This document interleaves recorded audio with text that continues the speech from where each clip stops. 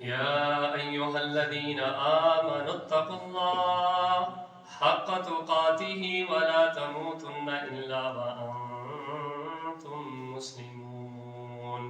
يا أيها الناس اتقوا ربكم الذي خلقكم من نفس واحدة وخلق منها زوجها وبث منهما رجالا كثيرا ونساء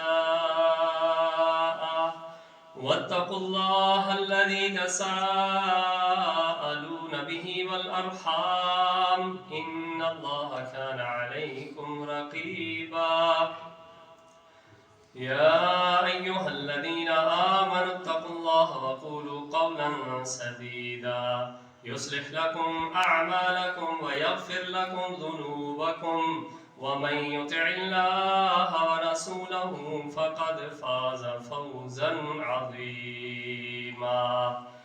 اللهم صل على محمد وعلى آل محمد كما صليت على إبراهيم وعلى آل إبراهيم إنك حميد مجيد. اللهم بارك على محمد وعلى آل محمد كما باركت على إبراهيم وعلى آل إبراهيم إنك حميد مجيد. وعلى آله وأصحابه ومن تبعهم بإحسان إلى يوم الدين وعلى عباد الله الصالحين.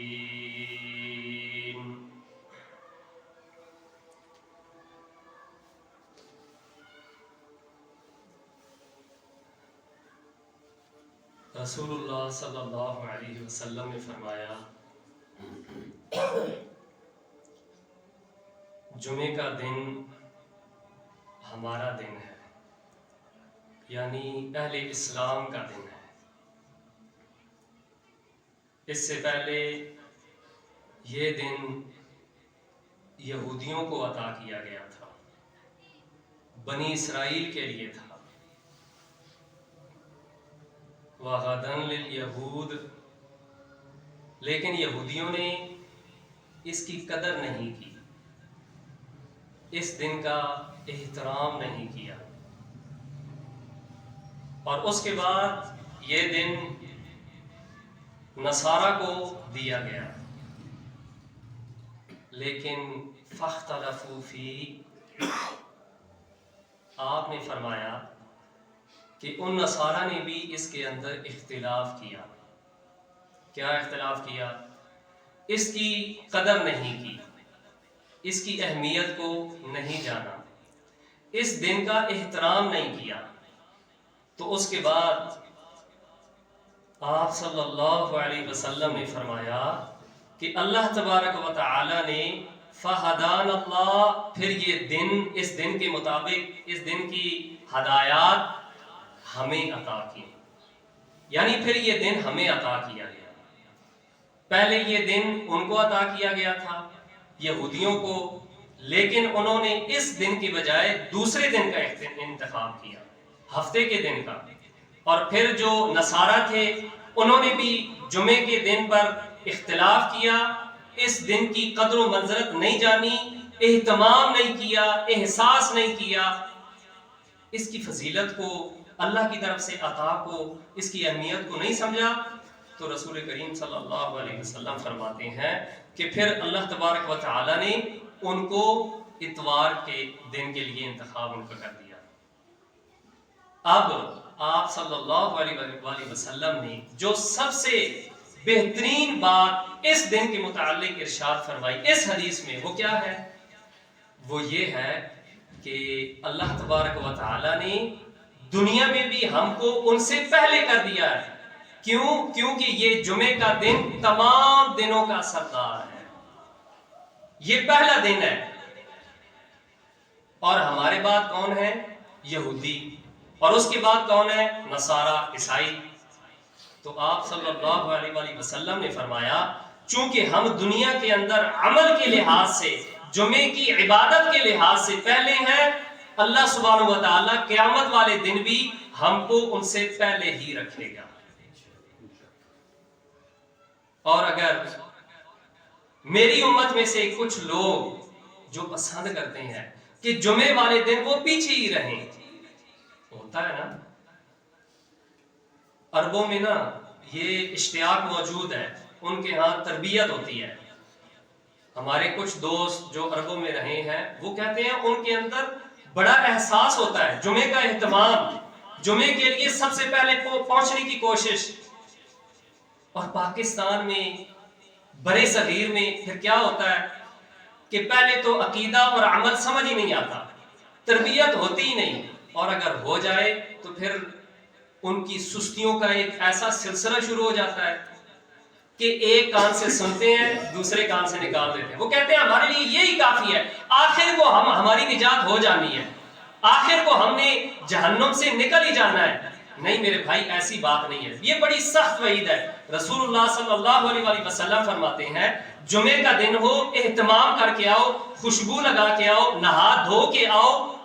آپ نے فرمایا جو جمعے کے لیے نکلے غسل کرے، پھر بہترین غسل کرے، اہتمام کے ساتھ غسل کرے، مسواک خوشبو دستیاب ہے لگائے، اچھا لباس پہنے، پھر آئے اور امام کے قریب بیٹھے. آپ نے تاکید فرمائی کہ جب جمعے کے لیے آؤ تو خطیب کے قریب بیٹھو، جو تمہارے بعد آئے وہ اس کے قریب بیٹھے. تم میں سے جو کوئی بھی پسند کرتا ہے کہ وہ ہمیشہ پچھلی صفوں میں رہے.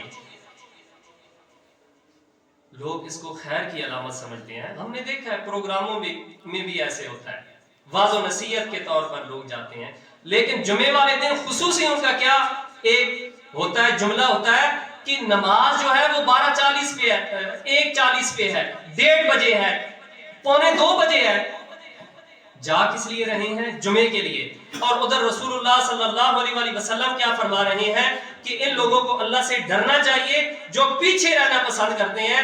ایسے ہوگا کہ اللہ ان کو باقی معاملات میں بھی پیچھے کر دے گا. اور یہی کافی نہیں ہے، آپ صلی اللہ علیہ وسلم فرماتے ہیں پھر قیامت والے دن اللہ تبارک و تعالی ان لوگوں کو ان لوگوں میں سے کر دے گا جو سب سے آخر میں جہنم سے نکلیں گے. آ گئی بات وہیں پہ کہ ہم آخر نکل ہی جائیں گے، لیکن کب نکلیں گے؟ لوگ جائیں گے جہنم، ہوں گے مسلمان، معاملات کی خرابی، اعمال میں سستی، نصیحت کو اپنے پلے نہ باندھنا. اور یہ جو سستی ہے یہ کفر کا دوسرا نام ہے. بندہ نماز سے لیٹ ہو جائے، بندہ حج لیٹ کرتا رہے، اس کے پاس استطاعت ہو، اس کا مال اس نصاب کو پہنچتا ہے لیکن وہ زکات دینے میں کوتاہی برتتا ہے، تو کیا خیال ہے؟ معمولی بات ہے. سستی کفر کا دوسرا نام ہے. سستیوں کی وجہ سے لوگ جہنم میں جائیں گے، لیکن ہوں گے کچھ ایسے لوگ جنہوں نے پیچھے نیک اولاد چھوڑی ہوگی، کسی کو علم سکھایا ہوگا، کسی کو نصیحت کے ذریعے، دعوت کے ذریعے اس کے عقیدے کو بدلا ہوگا، اپنے رویوں کے ساتھ لوگوں کو توحید پر لے کر آئے ہوں گے، ان کو سنت کے مطابق ان کی زندگیوں کو ڈھالا ہوگا. کچھ نہ کچھ ان کے لیے ذریعہ بنے گا، جہنم سے ان کو نکال کر جنت میں داخل کر دیا جائے گا. اور آپ کو بتاؤں کتاب الفتن کی حدیث ہے، بغضی بندہ، حاسد بندہ جنت میں نہیں جا سکتا. جس کے دل میں رائی کے برابر بھی اگر ذرے برابر تکبر ہوگا وہ جنت میں نہیں جا سکتا. اور اللہ کے نبی صلی اللہ علیہ وسلم تو فرماتے ہیں کہ کوئی بھی جنت میں نہیں جائے گا سوائے اس کے جس پر اللہ رحم کرے. اللہ کی رحمت کے ساتھ ہی لوگ جنتوں میں جائیں گے. یا رسول اللہ صلی اللہ علیہ وسلم آپ بھی فرمایا ہاں میں بھی. اور آج جو صورتحال ہے ہم خود ہی اس پر گواہ ہیں. نہیں جی میں تو بڑا گناہگار ہوں، میرے اندر تو بڑی سستیاں ہیں. میرے بھائی ٹھیک ہے، لیکن سستی اگر دائمی ہو تو پھر یہ ہلاکت کا باعث بن جاتی ہے. بندے کے سر کو درد ہو ایک دن بندہ برداشت کر لیتا ہے، 2 دن اگر اس کو بخار ہو، چلو جی موسم بدلا ہے بخار ہوگا، بس نارمل سی بات ہے گولی کھا لو. لیکن اگر مرض بڑھتا ہی جائے، اس کے سر کو صبح بھی درد شام کو درد، پھر لوگ صبر نہیں کرتے، لوگ متاثر ہوتے ہیں، وہ اپنا چیک اپ کرواتے ہیں. دائمی مریض، دائمی گناہگار اللہ کو پسند نہیں ہے. سستیاں ہیں، ہم گنہگار ہیں، لیکن اللہ کے نبی صلی اللہ علیہ وسلم فرماتے ہیں وہ گنہگار اللہ کو زیادہ پسند ہے جو توبہ کرنے والا ہے. گناہ ہو جاتا ہے غلطی سے، جان بوجھ کر نہیں کرتا. تو بہرحال اللہ کے نبی صلی اللہ علیہ وسلم کی بڑی سخت وعید ہے. آپ نے فرمایا جو لوگ پسند کرتے ہیں کہ جمعے کے لیے ہمیشہ لیٹ ہی آئیں، واضح و نصیحت کے وقت ہمیشہ پچھلی صفوں میں ہوں، اللہ ان کو نہ صرف دنیا کے اندر لیٹ کر دے گا، باقی معاملات کے اندر ان کو پیچھے کر دے گا، بلکہ ایسے ہوگا کہ قیامت والے دن بھی ان کو اللہ تبارک و تعالی جہنم سے نکالنے میں لیٹ کر دے گا، ان لوگوں میں سے کر دے گا جو سب سے آخر میں نکلنے والے ہیں. اور یہ دن اتنا عظیم دن ہے. آپ نے فرمایا فیہ خمس خلال، کہ جمعے کے دن میں 5 باتیں ہیں. فیہ خلق آدم، آدم کو اللہ نے پیدا کیا، اور اسی دن اللہ تبارک و تعالی نے ان کو جنت میں داخل کیا، اسی دن ان کو جنت سے نکالا. پھر فرمایا کہ اسی دن کی ایک گھڑی ہے جس گھڑی میں اگر کوئی سوال کرنے والا سوال کرتا ہے اللہ اس کا سوال لازماً قبول کرتے ہیں، بس حرام نہ ہو، اس کے سوال میں حرام چیز نہ ہو، ناجائز سوال نہ ہو. اللہ کے نبی صلی اللہ علیہ وسلم نے فرمایا اس کے اندر ایک گھڑی ہے، فیہا العبد شیئا الا اعطاہ، کوئی چیز بھی اللہ سے طلب کرتا ہے اللہ اس کو عطا کرتے ہیں. اور پھر فرمایا وفیہ تقوم الساعۃ، اور اسی میں ایک ایسی خطرناک گھڑی بھی ہے. کون سی گھڑی؟ قیامت اس ایک گھڑی میں آنی ہے.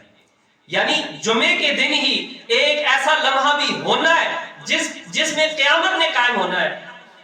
اللہ تعالیٰ پناہ میں رکھے جب زلزلہ آتا ہے بتا کے آتا ہے. دنیا کہتی ہے نا چاند پہ پہنچ گئے ہیں، لیکن نہیں پتا چلتا میرے بھائیوں. اور پھر کیا حالت ہوتی ہے خصوصاً ان ماؤں کی جن کے 2-2 3-3 بچے ہوتے ہیں، وہ اپنے بچوں کو لیے پھر چھت کے نیچے سے نکل رہی ہوتی ہیں.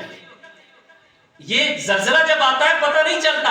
اسی طرح جب قیامت آنی ہے، اللہ کے نبی صلی اللہ علیہ وسلم کو بھی پتہ نہیں تھا، تو ہم میں سے کون ہوگا جس کو پتہ ہوگا کہ میں اگر جمعے کی نماز کے لیے صحیح وقت پر نہیں نکلتا، ہو سکتا ہے جمعے کی نماز سے پہلے ہی قیامت قائم ہو جائے. علم ہے ہمارے پاس نہیں ہے.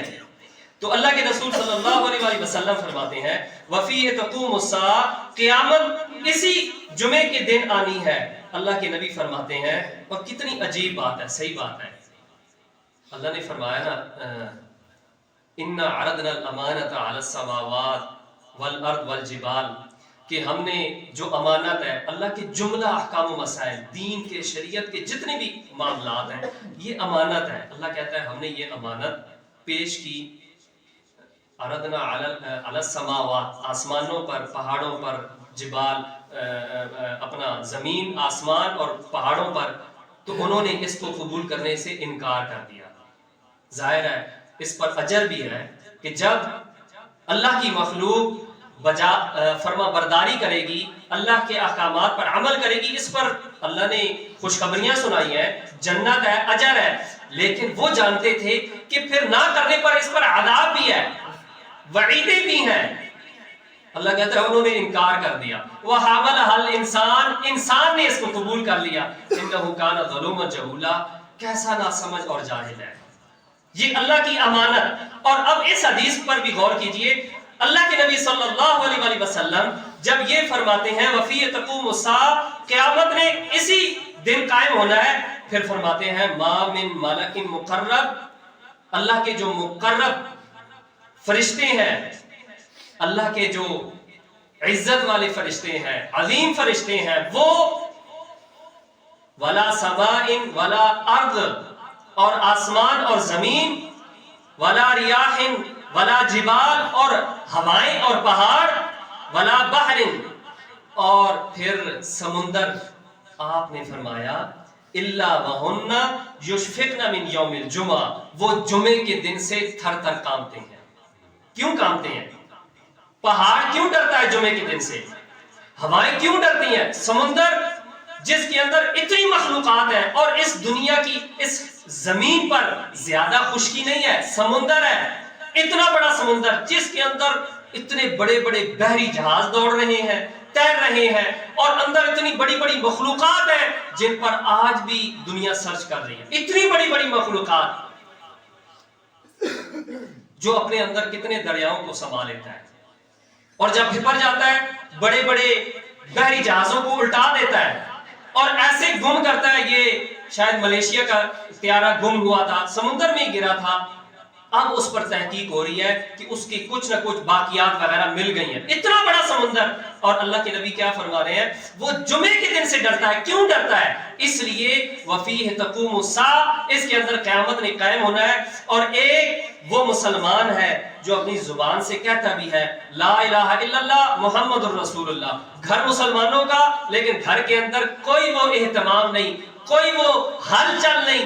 آپ صلی اللہ علیہ وسلم خصوصی اہتمام کیا کرتے تھے. فرماتے ہیں جمعے کا دن ہو, اور صحابہ کرام کے بارے میں کیا آتا ہے, ابن زبیر رضی اللہ عنہ فرماتے ہیں جمعے کے دن عید آ گئی, جمعے کے دن, اور وہ خوشی کے مارے کہتے ہیں سبحان اللہ, ایک ہی دن میں 2 عیدیں آ گئی, ایک ہی دن میں 2 عیدیں آ گئی. اور اہتمام کیسے کرتے تھے؟ سیدہ عائشہ صدیقہ رضی اللہ عنہا فرماتی ہیں صبح سے ہی تیاریاں شروع ہو جاتی, لوگوں کے اندر ہلچل ہوتی, اور وہ ہلچل ہم صرف عید الاضحیٰ کے یا عید الفطر کے موقع پر دیکھتے ہیں نا, جو مسجد کو بھول کے بھی نہیں آتا, جس نے کبھی سر پر ٹوپی بھی نہیں پہنی, جس نے کبھی نماز کے لیے مسجد کے لیے وہ اہتمام نہیں کیا ہوتا, عید والے دن خصوصی طور پر غسل فرما کے خوشبو لگا کے, وہ جو کبھی اس نے خوشبو لگائی بھی نہیں ہوتی, بڑے اہتمام کے ساتھ دوڑ کے عیدگاہ کو جا رہا تھا. کدھر جا رہے ہو؟ آپ کو نہیں پتا عید کی نماز پڑھنی ہے. اور سیدہ عائشہ صدیقہ رضی اللہ عنہا فرماتی ہیں جمعے والے دن خصوصی طور پر دور نبی صلی اللہ علیہ وسلم میں اہتمام ایسے ہوتا, لوگوں نے اپنے اپنے لباس بنا رکھے تھے, کام کے لیے, باقی زندگی کے لیے الگ اور جمعے کے لیے الگ. اور آپ نے فرمایا اگر کسی کے 2 لباس ہیں اس پر بھی کوئی اعتراض نہیں, خوشی کی بات ہے. اور حدیث کے اندر آپ صلی اللہ علیہ وسلم نے فرمایا کہ جمعے کا دن 2 عیدیں جو ہیں ان سے بھی زیادہ افضل ہے. کتنی بڑی بات ہے, یہ اہمیت ویسی ہی نہیں ہے, اس کے پیچھے کوئی مسئلہ ہے, اس کے پیچھے کوئی اہم پوائنٹ ہے. جمعے والے دن میرے بھائیوں, ہم جب واعظ و نصیحت کرتے ہیں تو نصیحت کرنے والا بھی اور نصیحت سننے والا بھی اپنی اصلاح کی کوشش کرتا ہے. ہفتے کے دوران جو سستیاں ہوتی ہیں, جو جملہ احکام و مسائل ہیں, ان کے بارے میں وہ سمجھتا ہے. اسی لیے رسول اللہ صلی اللہ علیہ وسلم نے فرمایا جمعے کے لیے آؤ, کوشش کرو قریب بیٹھو, اگر لیٹ ہو جاؤ تو پھر لوگوں کی صفیں پھلان کر نہ آؤ, اور اتنے اہتمام سے خطبہ سنو کہ اگر قریب کوئی بندہ غلطی کر رہا ہے, بول رہا ہے, کوئی حرکت کر رہا ہے, تو اس کو بھی اگر کوئی کہتا ہے کہ تم چپ ہو جاؤ, تو آپ نے فرمایا اس نے فضول کام کیا, اس کی نیکی, اس کا ثواب چلا گیا. یہ اتنا اہتمام کیوں؟ اور پھر ایک یہودی نے نا سیدنا عمر رضی اللہ عنہ سے کہا کہ اے امیر المومنین, آپ اپنی کتاب میں ایک آیت پڑھتے ہو, اگر وہ آیت ہم یہودیوں پر نازل ہوتی تو ہم کیا کرتے؟ لَتَّخَذْنَا ذَلِكَ الْيَوْمَ عِيدًا, جس دن وہ آیت نازل ہوئی تھی نا, ہم اس دن کو عید کے طور پر مناتے, عید بنا لیتے. تو سیدنا عمر رضی اللہ عنہ نے پوچھا وہ کون سی آیت ہے؟ اس نے یہ آیت پڑھی الیوم اکملت لکم دینکم واتممت علیکم نعمتی ورضیت لکم الاسلام دینا. تو سیدنا عمر رضی اللہ عنہ نے کیا جواب دیا جب یہ آیت اتری, کس وقت اتری, کہاں اتری؟ ہمیں پتہ ہے, میدان عرفات میں جمعے کے دن, ہم بڑی اچھی طرح جانتے ہیں, اور ہم اس کو عید مناتے ہیں. کیسے مناتے ہیں؟ کیسے مناتے ہیں؟ جیسے آج ہم منا رہے ہیں؟ نہیں میرے بھائیوں, ہم جب اپنے گھر سے نکلتے ہیں, عید والے دن جب گھر سے نکلتے ہیں نا, تو کیا ہوتا ہے, 2-3 مسئلے ہیں. جس راستے سے جانا ہے اس راستے سے پھر واپس نہیں آنا, دوسرے راستے سے کوئی میٹھی چیز کھا لو وغیرہ وغیرہ. لیکن جمعے کے متعلق ایک مسئلے پر آپ غور کریں تو پتہ یہ چلتا ہے کہ یقیناً یہ دن, جمعے کا دن, ان 2 عیدوں پر بھی بھاری ہے. آپ صلی اللہ علیہ وسلم فرماتے ہیں بندہ اہتمام کر کے آتا ہے جمعے کے لیے, پھر کیا ہوتا ہے, اس کو ہر قدم پر 1 سال کے روزوں کا ثواب ملتا ہے, اور 1 سال کے روزوں کے قیام کا ثواب ملتا ہے. عید الاضحیٰ ہم پڑھتے ہیں, عید الفطر خوشی کا موقع ہوتا ہے, اس پر تو ایسا کوئی اہتمام, ایسی کوئی فضیلت نہیں ہے. 2-4 باتیں ہیں, زیادہ سے زیادہ 8-9 باتیں کر لیں, اور جمعے کے لیے اتنی تاکید, اتنے مرحلے وار فضیلتیں، اتنی زیادہ سخت وعیدیں کہ تم نے جب جمعے کے لیے آنا ہے اہتمام کے ساتھ آنا ہے، صرف غسل نہیں کرنا، فَلْيَغْتَسِلْ اچھی طرح غسل کرنا ہے، پھر خوشبو لگا کے آنی ہے، پھر علیحدہ سے لباس پہن کے آنا ہے، پھر تم نے کوشش کرنی ہے امام کے قریب بیٹھنا ہے، واعظ و نصیحت کے دوران تجھے اگر نیند آ جائے جگہ بدل لینی ہے، لیکن سونا نہیں ہے، گوٹھ مار کے نہیں بیٹھنا، جیسے بندہ ہم بازوؤں کے ساتھ اپنی رانوں کو قابو کر کے پیٹ کے ساتھ لگا کے وغیرہ وغیرہ۔ اتنا اہتمام کیوں؟ اس لیے کہ اللہ کے نبی صلی اللہ علیہ وآلہ وسلم فرماتے ہیں کہ جمعے والے دن یہ جمعے کا خطبہ کتنا اہم ہوتا ہے کہ فرشتے آ کر دروازے پر بیٹھ جاتے ہیں تاکہ آنے والے کا نام لکھتے جائیں۔ حاجی مسکین صاحب سب سے پہلے آئیں، اونٹ کی قربانی کا ثواب ان کے نام پر لکھ دیں۔ دوسرا عبداللہ بھائی آئے، گائے کی قربانی، موٹے تازے بیل کی قربانی۔ تیسرا آیا، چوتھا آیا، وغیرہ وغیرہ، مرغی اور انڈے تک بات آ گئی کہ اس نے اللہ کی راہ میں صدقہ کیا۔ اب جب امام صاحب خطبے کے لیے بیٹھ گئے، ممبر پر بیٹھ گئے، اب انہوں نے اپنے رجسٹر بند کر دیے، رجسٹر انہوں نے بند کر دیا۔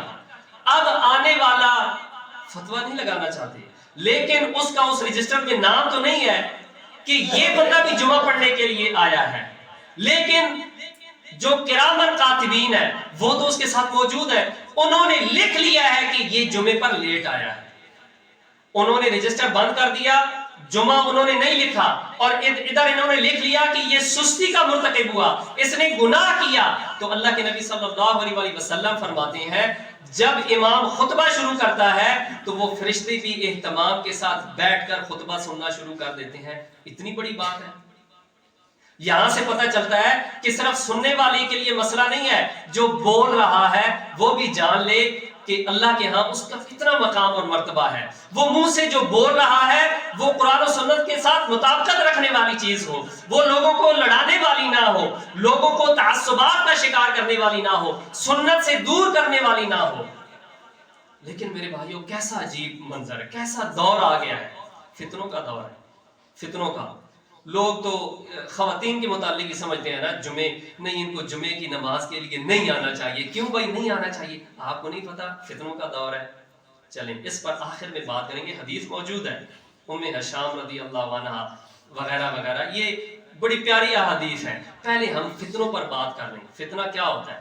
قرآن میں اللہ کہتا ہے جب رسول اللہ صلی اللہ علیہ وسلم میرے نبی کی بات تم پر واضح ہو جائے اس کے بعد تم ادھر ادھر مت بھٹکو، تم کو اللہ فتنوں میں مبتلا کر دے گا۔ اور دوسری جگہ اللہ نے بڑی سخت وعید فرمائی کہ جب بات واضح ہو جائے اور اس کے باوجود وہ مومنوں کا راستہ چھوڑ کر کہیں اور بھٹکے تو اللہ تبارک و تعالیٰ اس کو ادھر ہی کا کر دیں گے، وَنُصْلِهِ جَهَنَّمَ وَسَاءَتْ مَصِيرًا۔ فتنوں کی بات ہے نا، آپ دیکھیں ایک صحابی رسول کعب رضی اللہ عنہ کہیں کسی شہر میں انہوں نے دیکھا کہ امام صاحب نا بیٹھ کے خطبہ دے رہے ہیں۔ اب صحابی ہیں، صحابہ کے دور میں بھی یہ حالت تھی، فتنے تھے، گمراہیاں تھیں، لیکن وہ سنت کے ساتھ چمٹے ہوئے تھے، وہ بہانے نہیں تراشتے تھے جیسے آج تراشتے ہیں۔ انہوں نے دیکھا تو کہا انظر، دیکھو ھذا الخبیث، اس خبیث کو، کہ میں نے دیکھا رسول اللہ صلی اللہ علیہ وسلم کھڑے ہو کر خطبہ ارشاد فرما رہے ہیں۔ ایک خطبہ ارشاد فرماتے، تھوڑی دیر بیٹھ کر سانس لیتے، سجدہ کرتے، پھر کھڑے ہو کر پھر خطبہ۔ اس خبیث کو دیکھو، یہ سنت کے خلاف جا رہا ہے اور بیٹھ کے خطبہ دے رہا ہے۔ اب بتائیے، فتویٰ نہیں لگاتے، نام نہیں لیتے، کیا امت میں یہ فتنہ موجود ہے کہ نہیں؟ امام صاحب بیٹھ کے خطبہ دے رہے ہوتے ہیں اور اذان اتنے پہلے دے دیتے ہیں کہ امام بخاری رحمہ اللہ ارشاد تجارت بند، اور صحابی رسول کہتے ہیں کہ اس کے بعد تجارت حرام ہے، اور امام بخاری رحمہ اللہ کے استاد کہتے ہیں اس کے بعد جملہ مصروفیت حرام ہے، جتنی بھی مصروفیت ہے حرام ہے۔ اور آج لوگ کیسے فتنوں کا شکار ہوئے، ایک تو اذان پہلے دے دیتے ہیں، حالانکہ ایسی بات نہیں ہے۔ یہ عثمان رضی اللہ عنہ کا حوالہ دیتے ہیں، اس وقت لاؤڈ سپیکر نہیں تھا، وہ کہیں چوک چوراہے میں جا کے اذان دی جاتی تھی کہ ان کو پتہ چل جائے تاکہ وہ تیاری کر کے مسجد میں پہنچ جائیں، پھر مسجد میں دوسری اذان دی جاتی تھی۔ تو پھر اب کیا صورتحال ہے؟ لوگوں کے معاملات کیسے ہیں؟ صرف اللہ کے نبی کی مخالفت کرنے کی وجہ سے، تعصب کی وجہ سے کہ ہم نے فلاں جیسا نہیں ہونا. ارے بھائی دین ہمارا ہے، یہ دین محمد رسول اللہ صلی اللہ علیہ وسلم کا ہے. اذان پہلے دے دی، خطبہ بیٹھ کر دے رہے ہو، جبکہ یہ صحابہ کا طریقہ نہیں، سلف صالحین کا طریقہ نہیں، اور محمد رسول اللہ صلی اللہ علیہ وسلم کا تو طریقہ ہے ہی نہیں. اور ابن زبیر رضی اللہ عنہ نے جب یہ بات کہی کہ دیکھو اس خبیث کو، یہ بیٹھ کے خطبہ دے رہا ہے، اور پھر کیا فرمایا؟ وہ آیت تلاوت کی جس کے اندر آپ صلی اللہ علیہ وسلم کے متعلق اللہ فرماتا ہے کہ جب یہ کھیل تماشا دیکھتے ہیں، کوئی تجارتی مال قافلہ آتا دیکھتے ہیں، وَتَرَكُوكَ قَائِمًا، آپ کو کھڑے کھڑے چھوڑ جاتے ہیں. کیا مطلب ہے؟ اللہ کے رسول خطبہ دے رہے ہوتے تھے، کھڑے خطبہ سنا رہے ہوتے تھے، اور اس وقت لوگ آپ صلی اللہ علیہ وسلم کو چھوڑ کے چلے جایا کرتے تھے. تو کیا ثابت ہوا کہ آپ کی سنت، آپ کا طریقہ تو کھڑے ہو کر خطبہ دینا ہے. تو یہ اس میں ہم فتنے کا شکار نہیں ہو گئے. اور خواتین کے متعلق جو مسئلہ ہے، اگرچہ خواتین کو کوشش کرنی چاہیے ایسا سجاوٹ کا جو ہے وہ کپڑے یا چوڑیاں یا ایسا زیور نہیں پہن کے آنا چاہیے جن کی آوازیں مردوں تک پہنچیں، یا ان کی باتیں اتنی بلند نہیں ہونی چاہیے، یا حرکات و سکنات ایسی نہیں ہونی چاہیے. ہم مانتے ہیں، لیکن یہ طریقہ بھی غلط ہے کہ ایوانوں کے اندر خواتین موجود ہے کہ نہیں موجود، آدھے سر ان کے نظر آ رہے ہوتے ہیں، مصافحہ کر رہی ہوتی ہیں خواتین مردوں کے ساتھ، اور مردوں پر اپنا حکم چلا رہی ہوتی ہیں، کوئی اعتراض نہیں کرتا. اس فتنے میں اللہ نے کیوں مبتلا کر دیا؟ ہم اتنے کیوں محتاج ہو گئے؟ اللہ کے نبی نے فرمایا جس قوم کی حکمرانی عورت کو مل جائے، حاکم عورت کو بنا دیا جائے، ان کو برباد ہونے سے کوئی نہیں بچا سکتا. عورت کا اپنا مقام ہے، ماں کی صورت میں، بہن کی صورت میں. بہرحال درباروں میں خواتین نظر نہیں آتی، بھنگڑے ڈالتے ہوئے ہم نہیں دیکھتے، اچھا بازاروں کے اندر ہم نہیں دیکھتے. اچھا بھلا دیندار گھرانہ ہے، دعوت کے میدان میں لگا ہوا ہے، جہاد کا کام کر رہا ہے، خدمت و سیاست کا کام کر رہا ہے، کہتا ہے میں عوامی خدمت میں لگا ہوا ہوں. گھر کے کیا معاملات ہیں؟ میرے پاس ٹائم نہیں ہے، فلاں فنکشن میں نا چلے جانا، اور آگے سے بات یہ ہوتی ہے کہ ہمارے پاس کپڑے نہیں ہیں، کپڑوں کے پیسے دے دیں. یقین کریں 10-10 ہزار دیتے ہیں کہ پچھلے فنکشن میں جو کپڑے پہنے تھے اب وہ دوسرے فنکشن میں ہم نہیں پہن سکتی. ٹھیک ہے جی، کوئی بات ہی نہیں، تو بڑی ہے، تو ذمہ دار ہے، تو گھر کی ملکہ ہے، رانی ہے، یہ لے 10,000 6,000 کا لباس پہن کے وہ اس فنکشن کے لیے جاتی ہے. تب فتنے کا خیال نہیں رہتا. اب جب تربیت کی بات آتی ہے، مسجد اور جمعے کی اہمیت کی بات آتی ہے، واللہ ہمیں اللہ سے ڈرنا چاہیے. ہر بات کہنے سے پہلے سوچنا چاہیے. میں نے جرابوں پر کوئی حدیث ہے، علم ہے، اللہ کے بندے اللہ سے ڈرا کرو. کیوں لوگوں کو فتنوں کا شکار کرتے ہو؟ کیوں وہ ذمہ داری اٹھاتے ہو جس کے تم اہل نہیں ہو؟ ہم اپنے معاملات کے اہل نہیں ہیں. قیامت والے دن اللہ کے نبی صلی اللہ علیہ وسلم نے فرمایا اگر اللہ نے کسی سے پوچھ لیا، اس کا حساب کتاب شروع ہو گیا، بندہ گیا پھنس گیا، مارا گیا. اور آپ اتنی بڑی بات کہہ رہے ہو کہ خواتین کو مسجدوں میں نہیں آنا چاہیے. میرے بھائی ام حشام رضی اللہ عنہ فرماتی ہیں کہ میں نے رسول اللہ صلی اللہ علیہ وسلم سے سن کے سورہ قاف یاد کی. کیسے؟ آپ صلی اللہ علیہ وسلم ہر جمعے کے دن کیا کرتے تھے؟ خطبہ جمعہ سے پہلے سورہ قاف تلاوت کیا کرتے تھے. کیا فرماتی ہیں؟ ما خط قاف والقرآن المجید، میں نے پوری سورہ قاف اللہ کے نبی صلی اللہ علیہ وسلم سے سن کر یاد کی. کیا خیال ہے؟ وہ پاس تو نہیں بیٹھی ہوتی تھیں، لیکن اتنے قریب تو تھیں کہ آرام سے آپ کی بات، آپ کی آواز ان کے کانوں پر پڑتی تھی، کانوں میں سنائی دیتی تھی، لہٰذا انہوں نے یاد کر لی. اور پھر عبداللہ بن عمر رضی اللہ عنہ کیا فرماتے ہیں؟ فرماتے ہیں آپ صلی اللہ علیہ وسلم نے فرمایا لا تمنعوا النساء خضواتهن من المساجد اذا استأذنوكم، جب خواتین تم سے اجازت طلب کریں تو ان کو اس خیر سے محروم مت کرو، ان کو اس اجر سے محروم مت کرو جو وہ حاصل کرنا چاہتی ہیں. ثواب میں تو اللہ کے ہاں کوئی تفریق نہیں ہے. جن قدموں پر ہم چل کر آتے ہیں، اگر 1 سال کے روزوں کا ثواب ہے، اگر 1 سال کے روزوں کے قیام کا ثواب ہے، تو خواتین کا بھی یہ حق بنتا ہے. اور میں تو سب سے زیادہ پسند کرتا ہوں جب ہم نے پہلی دفعہ مشورہ کیا تھا، آج بھی میری خواہش ہے یہ ہم نے دیوار بنانے سے پہلے سب بھائیوں نے یہی کہا کہ یہ دیوار پہلے بنا دینی چاہیے، اور میں بھی چاہتا ہوں کہ جہاں ہماری خواتین جائیں، ہماری بچیاں جائیں، باپردہ طریقے سے وہ محفوظ ہوں، ان کو بھی اللہ کے احکامات سمجھ آئیں، کیونکہ ایک عورت کی تربیت، تعلیم پورے معاشرے کی تربیت ہے۔ بندہ کتنا ہی بڑا خطیب ہو، ہوتے ہیں ایسے خطیب جو سما باندھ دیتے ہیں، ان کی خطابت سے لوگ متاثر ہوتے ہیں، جادو سر چڑھ کر بولتا ہے، گھر میں وہ تربیت نہیں کر سکتے، گھر میں صرف خواتین ہی تربیت کر سکتی ہیں۔ تو بہرحال اللہ کے نبی صلی اللہ علیہ وآلہ وسلم نے فرمایا خواتین کو مسجد آنے سے مت روکو، ان کو وہ ثواب حاصل کرنے دو۔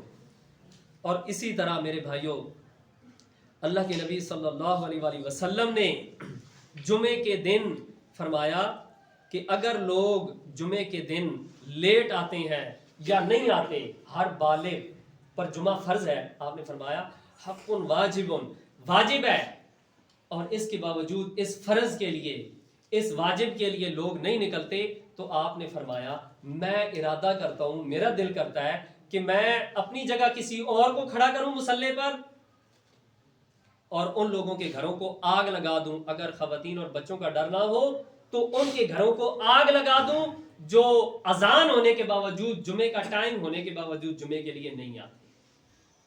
تو میرے بھائیوں، آج جو منظر نامہ ہے نا دنیا کے اندر، وہ یہ ہے کہ ہم دنیا کے امام ہیں، ہم دنیا کے قائد ہیں، لیکن آج ہماری صورتحال کیا ہے کہ ہم کو کوئی کلرک کے طور پر بھی نہیں دیکھتا، ہمیں کوئی منشی جیسی حیثیت بھی نہیں دیتا۔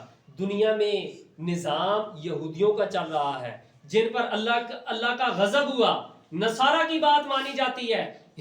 یہ ہمارے لوگ کہتے ہیں نا کہ کوئی بات نہیں جی، جمعے والے دن مجبوری ہے۔ کیا مجبوری ہے؟ میں کالج میں ہوتا ہوں، پڑھاتا ہوں، طالب علم ہے، میں پڑھتا ہوں، باقی محکموں کو دیکھ لو، کوئی کسی محکمے میں ہے، کوئی کسی محکمے میں ہے، یا مصروفیت ہوتی ہے، ہمیں جمعے والے دن چھٹی نہیں ہوتی۔ کیوں نہیں ہوتی میرے بھائی؟ آپ مسلمان ہیں، مسلمان معاشرہ ہے نا، یہاں تک نوبت کیسے آئی؟ یہ اتوار کا دن تو اللہ کہتا ہے یہ نصارہ کے لیے ہے، انما جعل السبت، ہفتے کا دن یہودیوں کا، اتوار کا دن نصارہ کا، عیسائیوں کا، اور جمعے کا دن اتنا بڑا دن عید کا دن ہے، عید الاضحیٰ کو چھٹی نہیں کرتے، اقبال ڈے کے دن چھٹی نہیں ہوتی، باقی تہواروں پر چھٹی نہیں ہوتی، جمعے والے دن چھٹی کیوں نہیں ہوتی؟ اللہ نے تم سے یہ دن کیوں چھین لیا؟ اس لیے کہ آپ نے اللہ کی قدر نہیں کی۔ حکمرانوں کا میرے بھائی قصور نہیں ہے، حقیقت ہے حکمرانوں کا قصور نہیں ہے۔ جب ہم خود ایسا احساس نہیں رکھتے، ہمارے اندر اللہ کی وہ قدر و منزلت نہیں ہے، اہتمام نہیں ہے، پھر ہم پر نظام بھی ایسے ہی آنے ہیں۔ ہمیشہ بدبو، جب کسی ڈھیر سے بدبو اٹھتی ہے، کیا خیال ہے اوپر سے نیچے کو آتی ہے یا نیچے سے اٹھتی ہے پھر آہستہ آہستہ پھیلتی ہے؟ نیچے سے کام ہوتا ہے۔ جب ہمارے معاشروں نے ان معاملات کو اختلافات کی نظر کر دیا کہ 2 اذانیں ہیں یا 1 اذان ہے، اللہ سے نہیں ڈرے۔ یہود و نصارہ نے یہی اختلاف کیا تھا، خطبہ بیٹھ کے ہو یا کھڑے ہو کے ہو، سنت کو نہیں دیکھا، انہوں نے بھی موسیٰ کو نہیں دیکھا، عیسیٰ علیہ السلام کو نہیں دیکھا، اللہ کے احکامات کو نہیں دیکھا۔ ہاں جی، خواتین کو آنا چاہیے یا نہیں آنا چاہیے، ان کے بجائے ہم یہ دیکھتے کہ ہمارے رب نے ہم پر فرض کیا کیا ہے، ہمارا کیا کردار ہونا چاہیے، ہمیں کیا کرنا چاہیے۔ یہ تو اللہ کی امانت ہے ہمارے پاس، جب ہم نے قدر نہیں کی تو پھر میرے بھائیوں آج صورتحال ہمارے سامنے ہے۔ کیا صورتحال ہے کہ ہم اتوار والے دن چھٹی مناتے ہیں اور ہمیں کبھی بھی توبہ کی جرت نہیں ہوئی، استغفار کی جرت نہیں ہوئی، دعویٰ ہم خلافت کا رکھتے ہیں، ہم چاہتے ہیں کہ ایک دن نظام خلافت آئے گا، ہم یہ کر دیں گے وہ کر دیں گے۔ میرے بھائیوں لیکن ہم اپنے معاشرے کی طرف تو دیکھیں، اپنے معاملات کی طرف تو دیکھیں، رب کے سامنے تھوڑی سی اپنی بے بسی کو تو رکھیں۔ یا اللہ یہ صورتحال اس سے ہم 2-4 اس لیے ہوئے کہ ہم نے تیرے نبی کی قدر نہیں کی، جمعے کے دن کی اہمیت کو نہیں سمجھا، اب یا اللہ ہمارے لیے اس صورتحال سے نکلنے کے لیے کوئی اسباب پیدا کر دیں۔ پھر ہو سکتا ہے میرے بھائیوں سیدنا عمر رضی اللہ عنہ بدلے تھے کہ نہیں بدلے تھے؟ بعد میں آنے والے لوگ، خالد بن ولید جو بڑے ہوشیار کمانڈر تھے، ان کے ہاتھوں میدان جنگ کے اندر عظیمت کا سامنا کرنا پڑا تھا کہ نہیں پڑا تھا؟ بعد میں وہ بھی بدلے تھے۔ اللہ تو کسی سے بھی کام لے سکتا ہے، کاکڑ سے لے سکتا ہے، قائد اعظم سے نہیں لیا تھا، نواز شریف سے بھی لے سکتا ہے. بس ہم اپنے آپ کو سیدھا کر لیں اور یہ تنگ نظری کو چھوڑ دیں. نہیں، یہ حکمران ٹھیک نہیں ہو سکتے، فلاں بن فلاں ٹھیک ہو ہی نہیں سکتا. بھائی تو نہیں ٹھیک ہو سکتا. اللہ نے چاہا فاشا عورت کو، ناچ گانے والی عورت کو اللہ نے معاف کر دیا. ذالک فضل اللہ، یہ اللہ کا فضل ہے. ہم جمعے کی اہمیت کو قدر کی نگاہ سے دیکھیں، اللہ سے ڈرتے ہوئے جمعے کا اہتمام کیا کریں. اور میرے بھائیوں، اس کا مطلب یہ ہرگز نہیں ہوتا. وہ سلفی صاحب نے نا بیچاروں نے کچھ باتیں کی، ایک دو بھائیوں نے کہا کہ شاید وہ ہمیں دیکھ کے یہ حدیث سنا رہے تھے. ایسی بات نہیں ہے. سیدنا عمر رضی اللہ عنہ خطبہ دے رہے ہیں، باہر سے ایک بزرگ آئے، ہستی آئی، تو سیدنا عمر رضی اللہ عنہ نے خطبے کے دوران ہی کہا کہ یہ کون سا آنے کا وقت ہے. یعنی ان کے الفاظ یہ تھے کہ اونٹ کی قربانی کا وقت، گائے کی قربانی کے وقت آپ آ رہے ہیں، یہ کون سا وقت ہے؟ تو انہوں نے آگے سے کہا امیر المومنین، میں اتنا مشغول ہو گیا کہ مجھے نہیں پتا چلا، میں لیٹ ہو گیا، میں نے اذان نہیں سنی، میں گھر بھی نہیں گیا، میں نے جلدی سے وضو کیا اور مسجد آ گیا. سیدنا عمر رضی اللہ عنہ کو اور غصہ آ گیا. اللہ کے نبی نے فرمایا غسل کر کے آنا ہے، آپ ویسے ہی بھاگے بھاگے آ گئے. اب کیا خیال ہے؟ کہنے والا کون ہے؟ سیدنا عمر رضی اللہ عنہ. ہو سکتا ہے کوئی کہے ان کے دور میں تو فتنوں نے بھی سر نہیں اٹھایا، بڑے جرت والے بہادر اور امیر المومنین ہے. ایسی بات نہیں ہے. جو سامنے ہستی تھی وہ کون تھی؟ سیدنا عثمان رضی اللہ عنہ.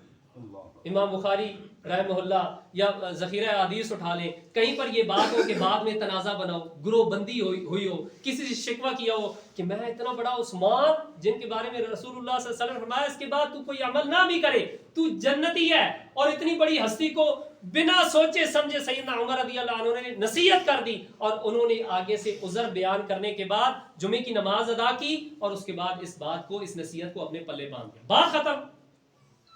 تو میرے بھائیوں، اللہ کے احکامات کا مذاق نہیں اڑانا چاہیے. یا ایھا الذین آمنوا لا تتخذوا دینکم ہزوا ولعبا.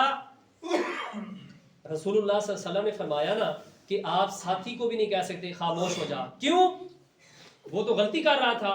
آپ اس کو نصیحت بھی نہیں کر سکتے، ثواب چلا جاتا ہے. اور یہاں صورتحال کیا ہوتی ہے میرے بھائیوں، معاف کرنا، 1 منٹ اوپر چلا جائے، 5 منٹ اوپر چلے جائیں، اتنا بڑا مسئلہ ہوتا ہے. جرت کیا ہم کرتے ہیں؟ اشارہ کر دیتے ہیں، ٹائم پورا ہو گیا. نہیں میرے بھائیوں، اللہ کے احکامات کو پلے باندھیں.